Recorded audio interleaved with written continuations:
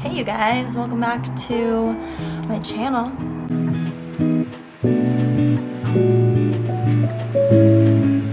Today I'm gonna break down a little bit of my journey. I kind of went into today's video, I guess, not really with a particular plan. So I was like, what do I want to talk about? What do I want to say? All of that, and I realized I hadn't really broken down my fitness journey yet, and this is a great way for obviously you to get to know me a little bit better and hopefully create more of an understanding of how I got to where I am, but so we can have a little bit more of a conversation, because everyone comes from a different place when they're starting or exploring the fitness realm and shifting into more of a wellness-based lifestyle, and it's not the same for everybody. So yeah, here we go. So all growing up, well, I started dance when I was 3 years old, and that's very, very young, but that's also very common too. So in my town, we had the dance center. I'm from Streeter, Illinois, and at that time, I started taking regular dance classes, but I was also starting to dance at my church. So my grandma, she still currently leads our church's dance program, which is awesome because it was one of my first exposures to really dancing and improvising and getting creative with props. Like, I don't really dance with props and never really have aside from church. And for church, it was very liturgical. Like, we had big streamers, huge flags, like tambourines, all kinds of different pieces to use in dance, and I love that so much. So I started dance at a very early age and was always very encouraged by my parents. I love my parents and family so much. They really, really knew this was something I loved. And when I was about 14, they asked me, they were like, okay, so what is it that you're really drawn to? We're getting to that point where high school's coming up and then college, things are gonna be pushing in a direction of, you know, what your interest is. And so I had always liked performing, dancing, acting, singing, all kinds of things, but dance really, really had my heart. So at that time, I guess it was just, all right, we're gonna get into dance. I joined another studio in another town, Adagio, which was in Ottawa, Illinois, and still there. Love you, Rachel. Anyway, so that was when I was 14, I started technically training. So up until that point, I was mostly doing, kick line, dance team style, group teamwork dances. So once I started really shifting into Adagio and shifting studios, that's when I really started getting the bulk of my technical training. So this whole time, like all growing up, I'm really physical, very physically involved in everything that I'm doing, whether it was like I played sports too up until about 8th grade, like all kinds of sports. So I stayed very, very active, and I always really loved that because all of my interests were super active. So on top of that too, I was always a very small girl, small, tiny, skinny.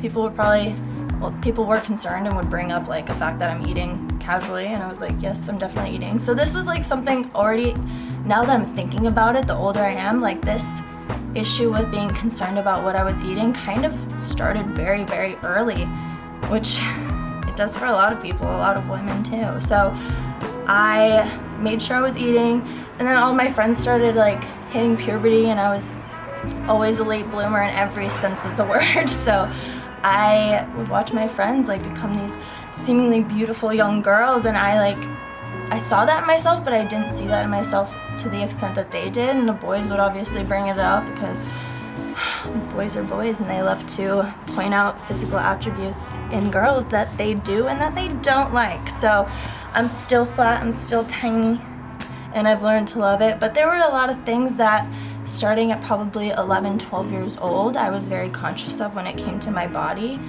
So I was in the middle of all that, very much active, working out, dancing. Well, not working out, I didn't really know what working out was, but I was dancing, exercising, all of these things, and loving it. So at that point, once it hit senior year of high school, I'm still dancing. This is what I want to do. This is what I want to pursue. This is what I want to get a degree in. I was also not very book smart, so I knew that dance was going to be my way of ending my college career with a degree in a real way. Like any other choice, I would have probably not made it through the same. Like math was not my language, dance was my language. so I chose dance. And going to school, that freshman year was really, really fun. I learned so much. I explored so many different styles of dance, and it was interesting. So I went to Columbia College in Chicago. I have a dance degree. My Bachelor of Fine Arts is in dance making, so dance choreography, dance performance, all of that. So this whole time I'm dancing. Once it hit sophomore year, I remember, because it was just like a really weird transition, I started getting like weirdly sad, and I'm a happy-go-lucky girl. I started going to bed at like 6 p.m., crying myself to sleep, and it wasn't even that long ago, but in our social climate, we weren't talking about mental health in the way that we are now. So I had no idea what I was feeling. I had no idea what was going on as far as like my attitude, why my heart like emotionally hurt on such a consistent level, and if I had known I was depressed and knew what steps to take, I probably would have, but I didn't. So yeah, that was an interesting year of being still fit. My body wasn't changing in a crazy way at that point either. I was just very sad and very depressed and couldn't figure out where it was coming from. I was a happy girl and I had a great life, so where is this coming from, right? So that year of trying to figure that out and not understanding it kind of continued into what eventually became serious weight gain, and pretty fast. My junior and senior year, my body started changing. I was definitely happier. I was like, seemingly I felt like I was out of that time, but it really transitioned and formulated new habits for me in my lifestyle that wasn't the best. So all growing up, like I'm this skinny, tiny girl. People are just like, you can eat whatever you want, keep doing it, you work out, you dance, whatever. So at this point, that's kind of my mindset. I love food. I was eating like crazy and not gaining a pound all growing up, you know? So this was already a habit of mine. And by the time I got to junior, senior year of college, my body started changing in ways that I had never experienced before. And that's also when I realized I had a severe binge eating disorder and just disordered eating across the board. Like one day I would start my day with like a donut and then just eat throughout the day. And I would probably take down on some days like 4,000 calories just because, and not good food, like bad food, college campus food, just living my best life in the cafeteria. And then at a certain point I would see how I looked and I just wasn't happy, but I didn't know how to stop. So some days I would be really restrictive and literally eat nothing. Like I had days where I drank water, and it wasn't like a water fast, it wasn't for the spiritual growth moment, and I knew all about fasting growing up, you know, so I understood the process. It was not that. This was a really intense way of me restricting myself and hating myself in that sense. So when you love yourself, you want to fuel yourself properly. This was not that side of the journey for me. So every other day was different. I was constantly keeping an eye on my weight. If it would go up, I would throw off my whole day, all of my emotions. And mind you, I'm not giving myself a fighting chance. I'm not eating well or helping to kind of promote good mental health practices so that I can get my physical body working and operating the way it should. So, but these also weren't tools that I knew.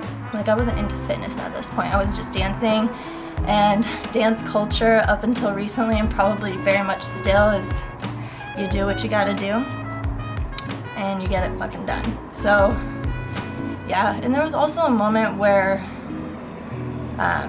there was this thing called the HCG diet. HCG is a hormone that was found in pregnant women, and there was a huge diet that went around in the probably early 2010s, including people that I knew in my family who had really lost weight. So I went on this HCG diet, which limits you to 500 calories a day.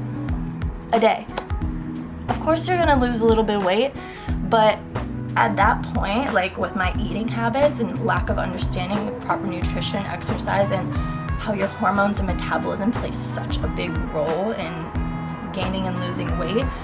At that point, it was probably a year in of just this every day, eating little, eating too much, not good nutritious food. Like it's gonna throw you off up here. It will. So I was already in such a depressed state that transitioning that and continuing it, but now throwing my body in the mix, and the fact that I didn't like who I was and how I looked and how I felt, like this wasn't me.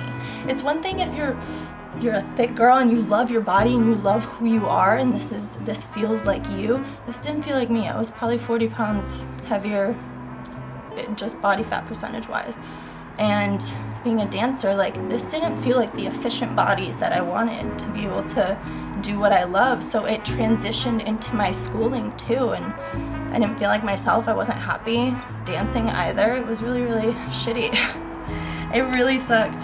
And by the time I graduated, I knew I wanted to move to LA, whether it was for dance or whatever, anything. But by the time I moved, I stopped dancing for the first time. For 2 years, I was what I considered overweight for myself and not exercising. I was working at a gym, still eating like shit, and just not knowing how to get out of this rut. You know, the longer it goes on, the more stuck you feel. So I was like years into this at this point, not feeling like myself. My body was not mine, and I had no answers. And I didn't necessarily, like the research I was doing was like early Pinterest, Instagram days where it's like, you know, nothing tastes as good as skinny feels. Like these are toxic mentality tricks that I thought were healthy options and ways of trying to get myself to kickstart something new. So I was very much in a fad diet stage of like, if I did one wrong thing in the day or eat one wrong thing, then my whole day was thrown off. I'm a very much all or nothing kind of person. So if I had one good day, I was like lit. I lost 3 pounds in a whole day, which is all water, by the way. This isn't real body fat that I'm losing, and I didn't know this. So for a long time, I was just 30 to 40 pounds of body fat overweight for me, and I didn't feel strong. I knew my mental health was off. I knew something was off. And then suddenly, you know, the media and everything was talking about depression, mental health, anxiety, all these things a bit more, and things started making sense to me as far as like what was going on. And then finally, I started just hanging out with friends who ate better and stayed active. And next thing I know, I was training with a trainer, and I was like, okay, how am I actually losing weight? And I'm eating about the same amount of food, if not more. It's just, there's nutritional value to the food that I was suddenly eating. It wasn't just all processed bullshit and sugar. I was eating real meals with real fat, real protein, all these things, and I was training on top of it now. And my body changed so fast. My metabolism and my hormones were suddenly so regulated that my body could relax.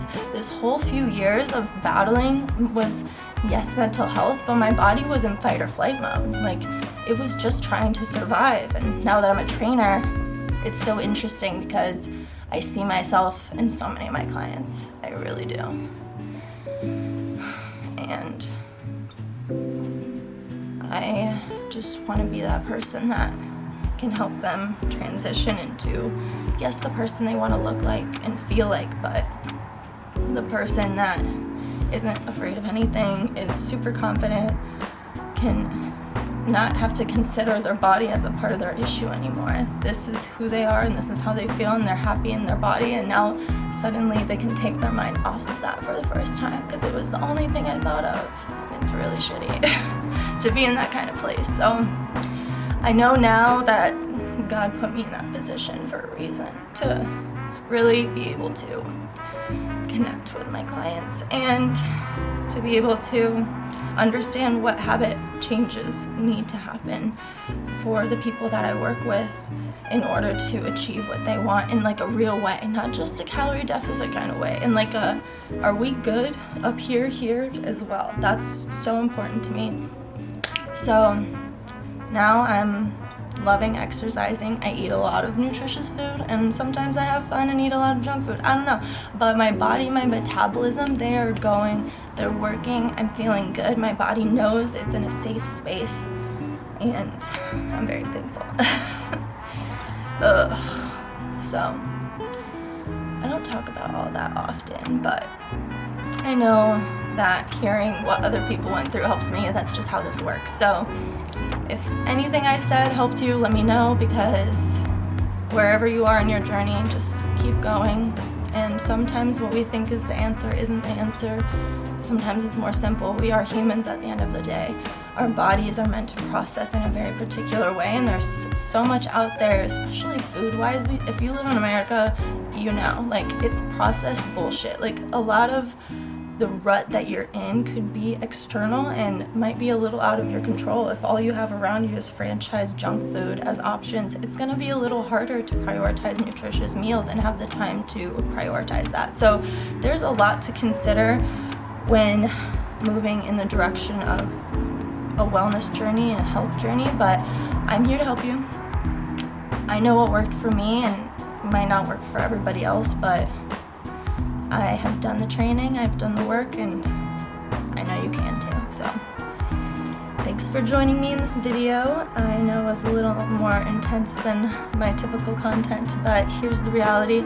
This is my story, this is my journey, and I want to keep you guys as involved as possible, and that way we can share and feel more connected in a real way, so I can help you get to where you want to be. So message me if you have any questions. I'm going to be doing more accountability habit coaching going into these next couple of months rather than just personal training. So I want to be able to really help my clients on that kind of level, because that was the game changer for me. It wasn't just working out, it was the habit and having someone hold me accountable. So I want to do more of that for you guys. So thank you. I love you guys.